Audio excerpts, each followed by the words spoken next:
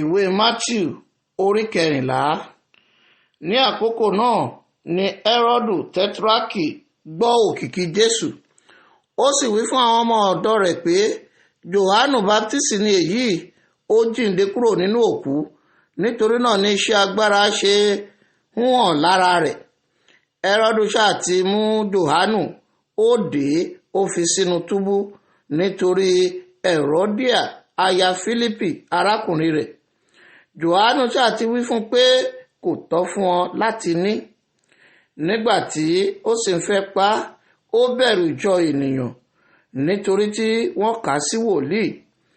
Ṣùgbọ́n nígbà tí ó ń ṣe ìrántí ọjọ́ ìbí Hẹ́rọ́dù, ọmọbìnrin Hẹ́rọ́díà jó láàrin wọn. Inú Hẹ́rọ́dù sì dùn. Nítorí náà ni ó ṣe fi ìbúra ṣe ìlérí láti fún un ní ohunkóhun tí ó bá béèrè. Ẹni tí ìyá rẹ̀ ti kọ́ tẹ́lẹ̀ rí wípé ó wí fún mi ní orí Jòhánù Báptísì níhìn nínú àwo pọ̀kọ́.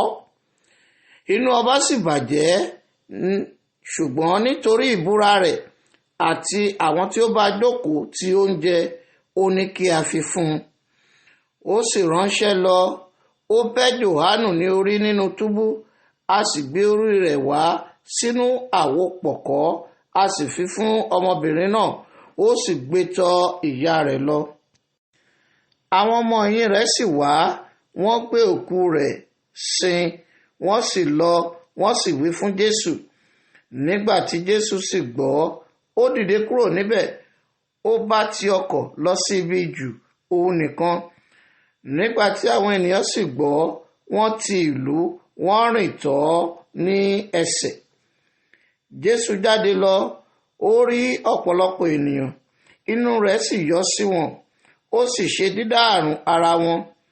Nígbà tí ó di àṣálẹ́, àwọn ọmọ ẹ̀yìn rẹ̀ tọ̀ wá wípé ibi jù ni èyí, ọjọ́ sì kọjá tán, rán ìjọ ènìyàn lọ kí wọn kó lè lọ sí ìletò lọ ra oúnjẹ fún ara wọn.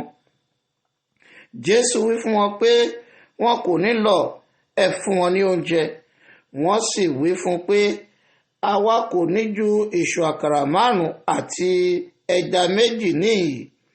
Ó sì wí pé ẹ mú wọn fún mi wá níhìn. Ó sì pàṣẹ kí ìjọ ènìyàn jókòó lórí koríko, ó sì mú ìṣù àkàrà 5 àti ẹja 2 náà. Nígbà tí ó gbé ojú sókè ọ̀run, ó súre, ó sì bù, ó sì fi àkàrà náà fún àwọn ọmọ ẹ̀yìn rẹ̀, àwọn ọmọ ẹ̀yìn rẹ̀ sì fi fún ìjọ ènìyàn. Gbogbo wọn sì jẹ, wọ́n sì yó, wọ́n sì kó àjẹkù tí ó kù jọ agbọ̀n 12 kún. Àwọn tí ó jẹ tó ìwọ̀n 500 ọkùnrin ní àìka obìnrin àti àwọn ọmọdé.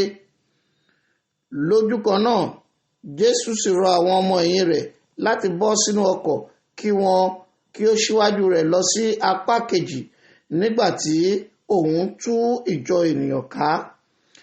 Nígbà tí ó sì tú ìjọ ènìyàn ká tán, ó gun orí òkè lọ òun nìkan láti gbàdúrà. Nígbà tí alẹ́ sì lẹ́, òun nìkan wà níbẹ̀, ṣùgbọ́n nígbà náà ni ọkọ̀ wà láàrin adágún tí ìrù omi ń tì sí wá sẹ́yìn, nítorí tí afẹ́fẹ́ ṣe ọwọ́ òdì sí wọn.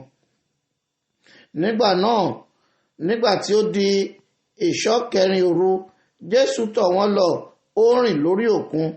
Nígbà tí àwọn ọmọ ẹ̀yìn rẹ̀ sì rí i tí ó rìn lórí òkun, ẹ̀rù bà wọ́n, wọ́n wí pé iwin ni. Wọ́n sì fi ìbẹ̀rù kígbe sókè. Ṣùgbọ́n lójú kan náà ni Jésù wí fún wọn pé ẹ tújú ká, èmi ni, ẹ má bẹ̀rù. Pétérù sì dá lóhùn wípé Olúwa, bí ìwọ bá ní, pàṣẹ kí èmi kó tọ̀ ọ́ wá lórí omi. Ó sì wípé wá.